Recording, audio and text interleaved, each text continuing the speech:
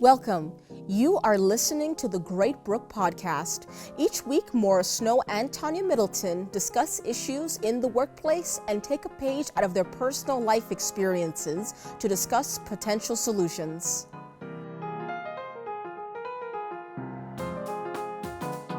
In today's topic, we are talking about bias. I have with me today my co-host, Maura Snow. Hey everyone, good to be here. I'm interested to chat with Tanya about all the different kinds of biases that make themselves known in the workplace. She and I teach a topic where we want people to understand their perceptions, like two people may look at a workplace situation and see different things and therefore act differently, and is some of that based in bias, and then taking that into the whole issue of racial diversity, equity, inclusion, belonging. So Tanya, you've been doing a lot of research into bias, and I know a lot of consulting with some biotech companies. What kinds of bias are you seeing coming out? I'm glad you asked that question, Maura. Now, one of the things that's happening for me is, as I am working in the diversity, equity, inclusion, and belonging space, and I'm working with a lot of the companies, oftentimes they are providing unconscious bias training. Okay. It's as if it's like the only type of training that the employees get when it comes to D&I, right? Mm-hmm. Diversity and inclusion. You know, but as I continue to not only do the research, but work with the different companies in this area, it just stumps me that with all the different types of biases out there, right. Implicit, explicit, right. Unconscious, yeah. we even dealing with the cognitive dissonance mm-hmm. bias. Yeah. Oftentimes, all those different biases are in place in some type of way. And so it's just a challenge for me to just wrap my head around one type that is being offered in the industry. So what is that? Tell me more about the unconscious bias training that you're seeing. What are people getting? So oftentimes what they're getting is like a video mm-hmm. of just what unconscious bias is, just being aware that we all have biases. And let's just define what a bias is. Okay. Prejudice in favor of or against one thing, person, or group compared with another. Is that a dictionary definition? Usually in a way considered to be unfair. Okay. I'm actually just pulling this right off of the dictionary. I'm mm-hmm. online, yes, on Google. But yes, it's just the basic meaning of bias. Okay. But then it goes into so many different types. If you do the Wikipedia on it, right. oh my goodness, you know, right. you have a bunch of different types of biases. And I'm okay with the unconscious bias because we do need to be aware of those things that we're not aware of. Right. Right? Yeah. But then we also want to be aware of those things that we may be aware of, but we choose not to deal with. Ah, so that's beyond unconscious so bias. So it's a little beyond unconscious. Yeah. You know, and yeah. I think that it's so unfair that, you know, even myself in the workplace, you know, we want to change these workplaces. I mean, we have to. You know, yeah. we're in a post-racial reckoning right now in the world. Yeah. yeah. On top of post-pandemic. Yeah. Probably not even post-pandemic, but, you know, ending of a pandemic. Mid-pandemic. Right. I don't know what to call it. But with all those things, you know, we have seen more and more and more acts of bias happening. Yeah. To the point of, okay, I definitely think we need to deal with it more in the workplace because we have individuals, especially like just say African American or Black celebrities or just people of color with wealth, mm-hmm. you know, just even going into the bank and having situations happen. Yeah. And, you know, we can't keep just letting this happen as if we have not done the work yes. to earn a certain level of money. And now we can't even go into the bank that we have deposited this money in that goes and to that withdraw it. That Facebook example you showed me where the woman's father had given her the $30,000 to deposit. He was helping her set up her music business, mm-hmm. and she couldn't deposit the check, and they ended up like calling the Right. cops, and this is a woman who has What was an her name? account Baby with the Storm bank. or something like Something that? like that. I can check it. I've got it right here, but a lot of things coming to mind. I like the representation of people of color everywhere. Loving it that we have a black woman on the Supreme Court and that we have one as our vice president, because it's there and it matters and it Yes. lifts us up in the way we look at everybody. But like you're saying, the celebrities, that also gets lifted up. And so all of us in the workplace, we see a young black woman go into a bank to deposit a check for $30,000 from her dad and somehow get accused of having A written a fraudulent false check. check. Yeah. A fraudulent check. Yeah. You know, this is my question to you, Maura, since we're talking about the workplace and you being in the field of human resources, to the point that I know that it hasn't been as recent as the last couple of years, especially due to Right. the pandemic. But you have years of experience. And the good Yeah. thing is that your years of experience is early on, when we still had a lot of, you know, cultural fit issues or, Yeah. you know, biases in the workplace, Right. especially because we were not really hiring people of color, women, and things like that. So tell me from your perspective what bias is and what has been done from what you know in the industry Yeah. and your thoughts on that. So historically with bias, and I'm going to do a sunshine yellow pivot here, Baby Storm. Baby That was the Storm. name of the artist who tried to deposit a check and ended up having the police called because they thought she had a fake check when really she just had her dad trying to help her out. So that sort of thing. So the biases that I have seen, late 1980s, early 1990s, certainly there were all those workplace laws around. Through affirmative action, make sure that the population at your workplace mirrors the surrounding population. And if your surrounding population is 30% black, then you got to have 30% black in your workplace. Easy enough. And I would start to do that, and the managers would, I would say, well, let me wait a bit. I want to send out a wider net, leave the information up longer about who we were hiring for, so that enough black people had a chance to look at it, to get comfortable themselves with the idea that we did want to hire them, because there's another bias right there. You do affirmative action, it's a good thing, but no one wants to be hired just to be the affirmative action hire. So when I say, hey, we want to hire you, and the people are saying, yeah, no, you just want us for affirmative action, I'm like, well, yes, and we want your skills. So it's kind of it takes a little longer, it did at the time, and that was in a time of, higher unemployment. So we could be choosy about our candidates, but I wanted all our candidates to be at the same level. Yes. And so I would bring in a diverse pool of candidates as the HR person. My hiring manager's bias was they just assumed that I would be pushing candidates with less qualified skills if they were a candidate of color, particularly if they were black. That what I was asking them to do was accept someone who was 80% there when there were plenty of people who were 100% there, and they only wanted to see 100% candidates. Yes. So yes. that, I think, would be a more overt bias, and it certainly went on. I think now, when we are in such low unemployment, everybody is not called lower the bar, raise the bar. Now it's let's be open to everyone, right? And the formerly incarcerated are now, we're reaching out to them saying, hey, we've got jobs we bet you can do. So I love that environment much better. But you're right, that was an open bias that I saw, was people felt like, did you really screen these candidates? Are they really as good as everyone else? And I could only answer, yes, I did. That's why it took me longer. Their argument would be, why does it have to take so long? Why can't you just hire qualified people right away? Right. And I said, well, because I'm reaching a wider audience, that it takes long because part of that audience doesn't believe I'm reaching out to them in good faith. Yeah.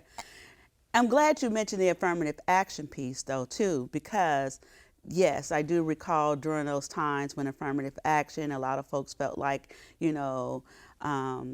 they were losing a position to someone, a person of color, because of, the need to bring in or represent, all cultures, all people, no matter whether black, white, Asian, or just whatever your race is. But now we're post affirmative action, and I'm glad to an extent of the fact that it doesn't single us out to now receive a lot of some of the overt biases that can happen because we are a person of color and we're seeking a job that we are well qualified for. Right. I mean, we are educating our families more so now that, hey, we are qualified. We are best qualified. We are best fit. We are ready. Step up and take the job. And it's time for us to be allowed in our spaces, Right. But right now with me in the diversity work, it's the challenge that's happening is that so many of the old timers in the industry, and when I say old timers, I'm just going to say some of those that remember some of the affirmative action, they often want to relate diversity, equity, and inclusion and belonging to that. So there's still that. So they're doing it to tick a number, not right. So to me, what's happened is we're still kind of running and facing a lot of the biases that we did with affirmative action, overt, covert, implicit, explicit, conscious, unconscious, it's still there. And I think it's because, or I would say a lot of it is because we're just not digging deeper into the fact that we all have biases. Okay. Right. Yes. Right? Yes. So I think a lot of that happens too, because even in our unconscious bias and the fact that we all, no matter who you are, you have some type of bias, some type of prejudice, some type of belief that one thing, a person is better than the other. And we may choose to discriminate based on those beliefs. Yeah. Right?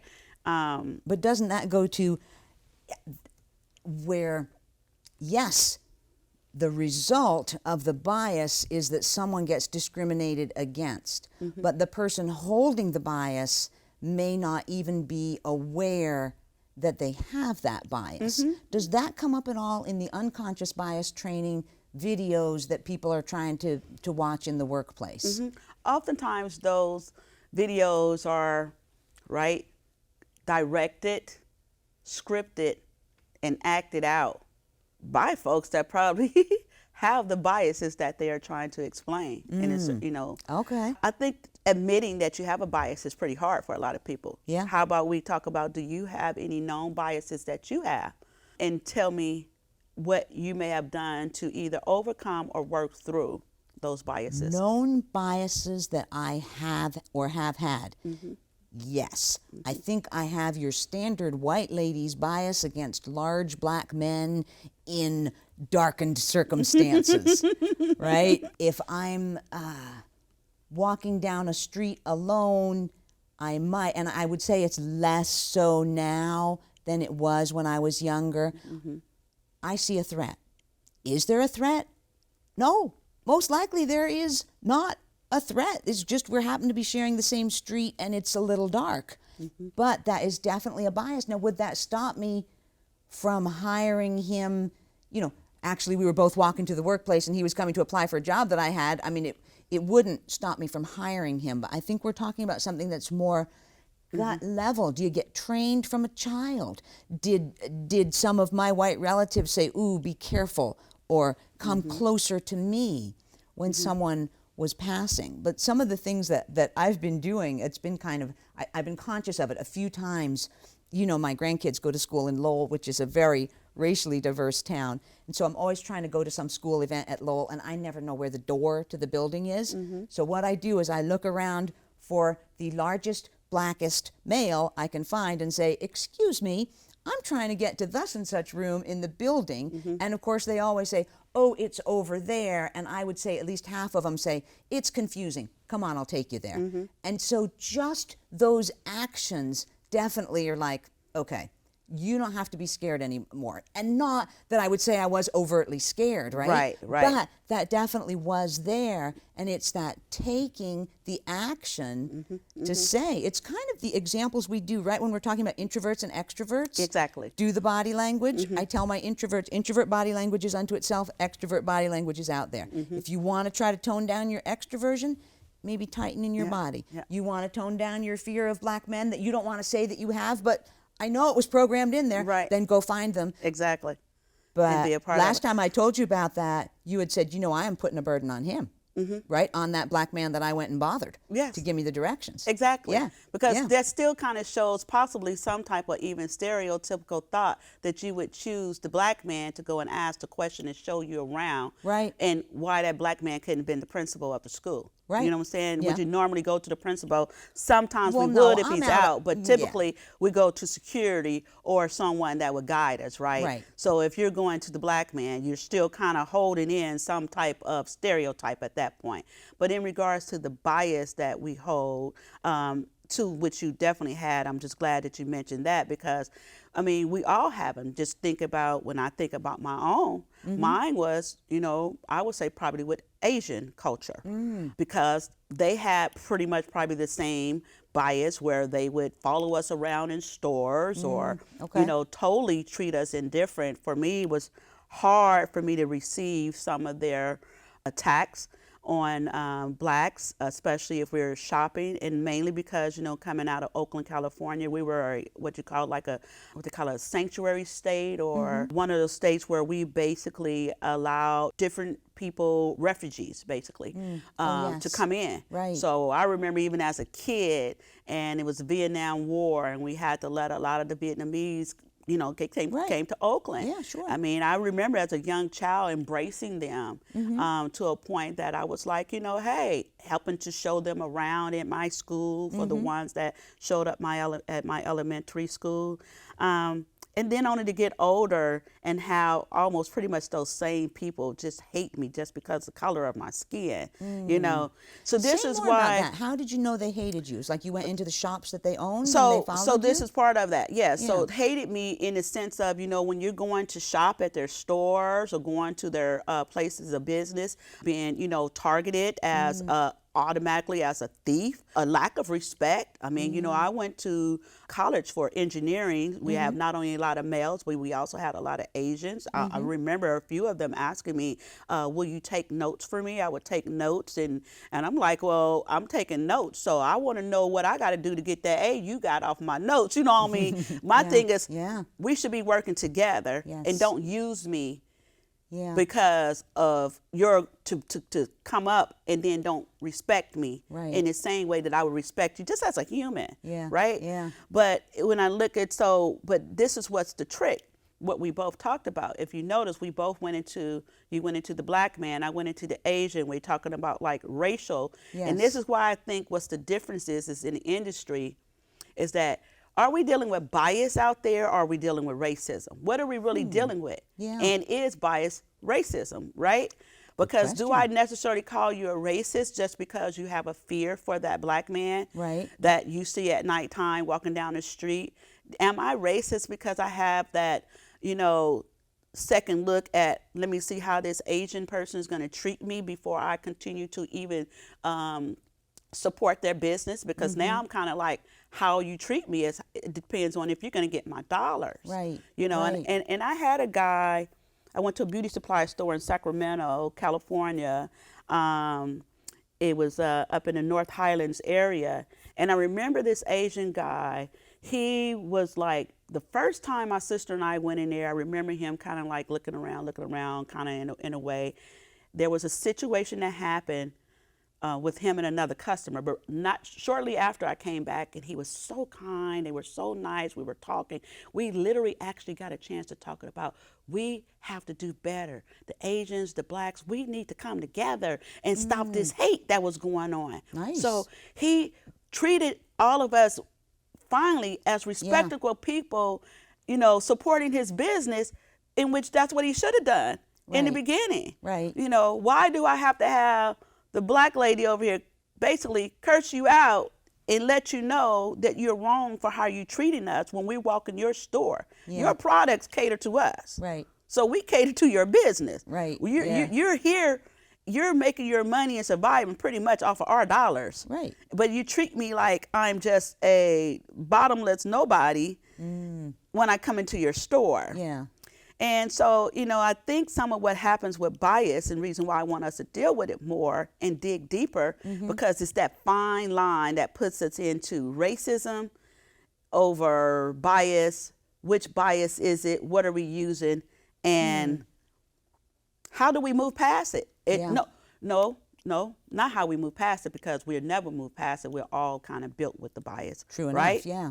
Right. We're but humans. how do we make ourselves more aware besides the workplace videos? Because everybody don't get the workplace videos. Right. All companies are not assisting in this diversity of the world, right? Right. So many folks don't necessarily even get that little disc that I get when I go in a company and they say, watch this. Once you finish, click this button, get your certificate. You've had unconscious bias training, right? Yeah. But do you think that's better than nothing? I definitely say it's better than nothing. Right. It's definitely something. But where do you get the skills to have that conversation with the Asian shopkeeper that apparently he did have with you, right? I mean, he stopped and said, hey, we got to work together, and just acknowledge. And it was me. I thanked him when he did something. I think when I was purchasing something, and I said, thank you so much. I said, you know what?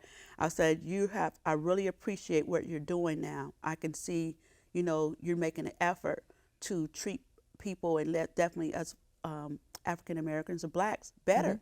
I said, because I was in your store not long ago, and I reminded him of that situation. Yeah. But then we went into a further conversation. So I took an extra, 10 to 15 minutes out of my time to have a moment and talk with him, because he was responding back. Yeah. I was not going to let that opportunity leave me by saying, "Oops, I got to go. Right. I don't have time," or "I don't care," or "I have no room to make this any better." Yes. It was completely my hope that we fix this, and this was probably right after or right before. Now, it was before we started having all the Asian hate crimes and things like that were happening, So I think it was like probably right after George Floyd, but right before the Asian hate crimes, to the point that, we were just in a... It's a shame we mark our time Right. by, We was let's in see, who's hating who in right. that era? It was a reckoning that needed to be dealt with.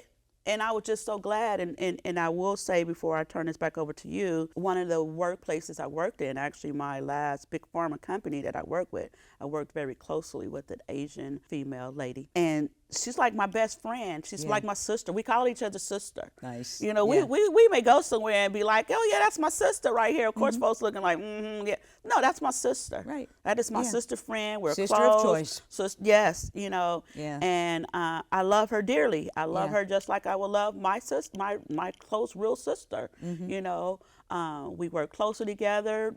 Her ideas, she give me, I give her mine. Right. It was all about respect and communication for us. Yeah. Even to the point she took me to her grandmother's store and she said, "You're gonna get watched or followed." And she kind of like knew it because she was like, told me that these are some of the stories that the Asians get when they first come over here. Was this naturally that they built this idea about the black folks, or was it that when they got here they were told certain stories about black folks, or just whatever it was? It was just like, so really we went to the store, we like, hey grandma and everything, her grandma looking, like this. She was like, this is my coworker Tanya. We trying to, have all this, these things go on. Yeah. But it took some time even for her and I to, we clicked like day one. Right, yeah. Day one, that was no problem.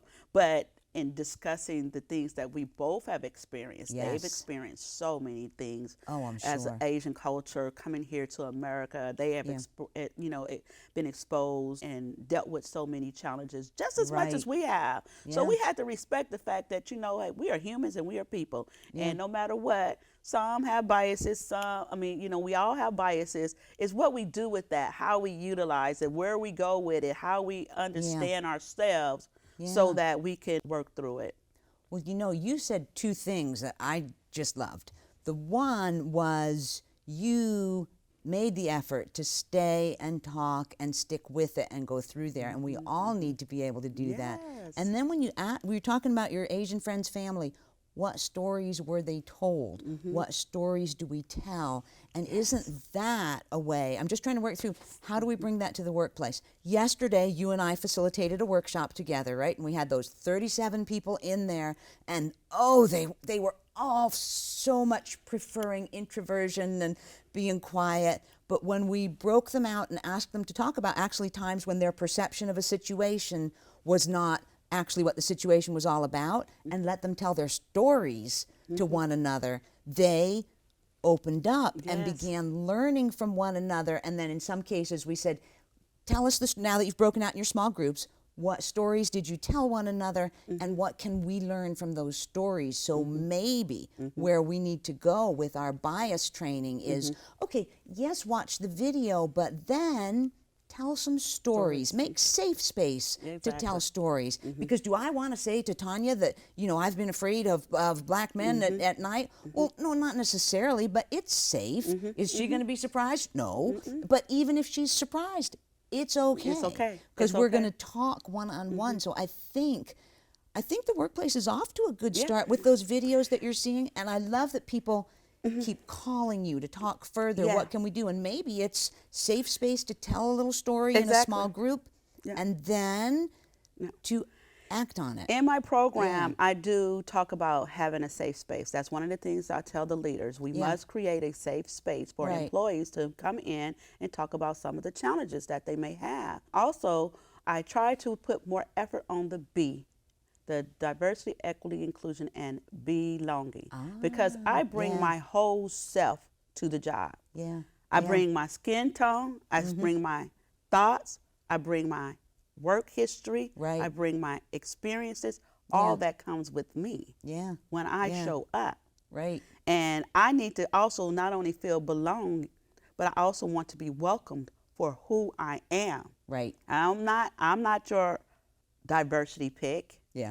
I'm not here for, I want to help your company and its goals, but I also want to be a credible asset to your company.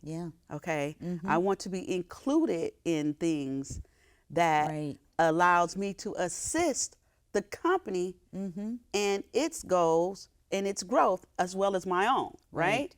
So what I like is to try to emphasize now more belonging. I try to get folks out of the feelings that this is just another affirmative action. That's has a negative connotation. That's a bias unto itself. Exactly. And I try to put now action plans in place. I will not come to your company and talk to you unless you allow me to talk about action plans, how to execute them, and preferably if I can follow back up and make sure they're being executed. Because the one thing about the video that we get, as much as I appreciate we get it, that's as much as we get. How do you know how much I even comprehended? What am I doing to put things in place? Are you holding me accountable for it? And that's one of the main things. We're giving these programs, but are we holding people accountable in the workplace? And how do we hold them accountable for acknowledging their biases and maybe acting in ways that come past them in ways that are safe? Because I think when you say safe space, you're not talking about we're going to go sit in this corner, it's a safe place to talk about biases, but rather that the management of the company, the senior leaders, share their own biases and say, here's my bias, here's what I learned from it. I invite you when you kick off each meeting, and you just give them a question they can ask and have people join that discussion. Because I think it's important that we acknowledge there are things that we know overtly and stories we've been told that lead us to act in ways that might be less than welcoming, that might not get that sense of belonging. So I'm liking that you're doing that. And then what I'm trying to do, and one of the reasons why I brought up Baby Storm video to you, Ryan Coogler, the director of the Black Panther movie, when he went to the bank. There's even another rapper out there that just recently had another issue going to the bank, because those banks are places of employment, right? They employ people. It is their employees that's that are calling the cops. Causing these acts to happen, right? Yeah. So they're the ones actually with their biases that are showing up in the workplace is the reason why we're now having these instances, being that these people are either celebrities or at a level in which, hey, all they do is post this stuff on their platforms. This is how we're now aware of what is happening right visibly in these big branches. You're talking about Citibank as a branch, and it's all on the news, so I'm not just calling Citibank out. We're also talking about Bank of America. That particular issue with Ryan Coogler is basically all over the news. I'm not calling them out. Actually, I worked for Bank of America for many years. It was one of my best jobs for a long time until I moved on to another industry. However, like I said, from when I worked there, I didn't really see it that way, even though I was in more back office support. I never saw that much or that bias. However, like I said, if we don't hold our employees accountable for their own actions, we're just basically recycling bias throughout the company itself. Because you could have never told me that this would have happened at Bank of America, where I've seen them hire disabled, people of color, people of all genres, people of all genders. I have witnessed that as an employee of that company. But because they are not holding their employees accountable and truly teaching them about biases and how they play out, their own employees are now recycling those biases to a point that it's causing harm to their company. Sure. Yeah. How many people are now wanting to pull their money out of these banks? I don't have all the history with Citibank, but we know Citibank was tied into slavery loans back in the day. Yeah. Well, and that's a discussion. And that's a whole nother discussion. I was going to say that's a one for another podcast. That's another, perhaps. That's a whole nother story. Yes. However, it's interesting that the ones that are showing up, these large major retail banks, are behind these issues that are happening. And I'm not going to call them all racial issues, because at Bank of America, that was a black person to another black person. And it was more of, I believe, just a fear of, oh, he got on his hat. I don't even think, I don't even know if it was a hoodie, but I think it was, just the way he was dressed, masked, but we're in a pandemic. And now I'm just going to decide he's black and he can't just withdraw $60,000 out of his account. He must be doing something wrong. Right. Well, and they do get trained to watch that. Right. I mean, for the cash and with that, I understand that, but there should have been a different way to handle that situation. You used to have personal bankers. Why was he not, when he showed his withdrawal amount, he should have been taken to a personal banker anyway, and not even had that transaction happen right out the window from a less skilled, and I say less skilled because the teller level is a little less skilled than the financial advisor level, as well as some of the other higher levels. And I don't attack the young lady that actually did what she had to do. I just say that there was a lack of training, a lack of knowledge about how we all have biases and how they can play out in our workplaces, and who's going to hold these people accountable. That's it. Yeah. And I think that's a nice wrap up on bias, right? Is be aware of them, feel safe to talk about them, and be accountable. Yeah. And there's several biases. We all have them, no matter what color, religion, creed, or anything. We all have biases. And if we look at our own and understand where they come from, then we can actually look at other folks and understand where their biases may come from. And we have to stop crossing the line between a bias versus racial or racism, right? Just because I have a bias. Yeah, because I'm not going to call you, I'm not going to call you, you're not a racist woman to me. You're not a racist woman. Yeah. But I can understand your fear at that time. I could understand how you even come to that particular bias. Right, from the stories I was told. From the stories you were told. Yeah. Exactly. Well, I enjoy being on these podcasts, sharing stories with you. Yeah, so definitely this is one for the books in regards to dealing with bias. What we want to do in our podcast, right, is to talk about these subjects, hopefully so that, when some of the industry folks look at this, they can say, hey, Great Brook Leadership, they have a podcast, they're talking about these We can very talk about things it. that can happen in the workplace, and we're trying to flush that out because we do want to get to a place of where we're all living, thriving, and moving through this world being represented for the people that we are. Not from the stories that's been told or just because you have a dislike of this person or this thing over the other. Where's the respect? Yeah. Let's bring it back. All right. Hi, I'm Maura Snow. My co-host Tanya Middleton and I would like to thank you for listening to this episode of the Great Brook Podcast. Our producer and editor is Corrine Joseph. Special thank you to Acton TV for use of their studio located in Acton, Massachusetts. You can listen to us on Spotify, Apple Podcasts, Stitcher, or wherever you get your podcasts. You can also check us out on YouTube, Facebook, and Instagram @Great Brook Podcast.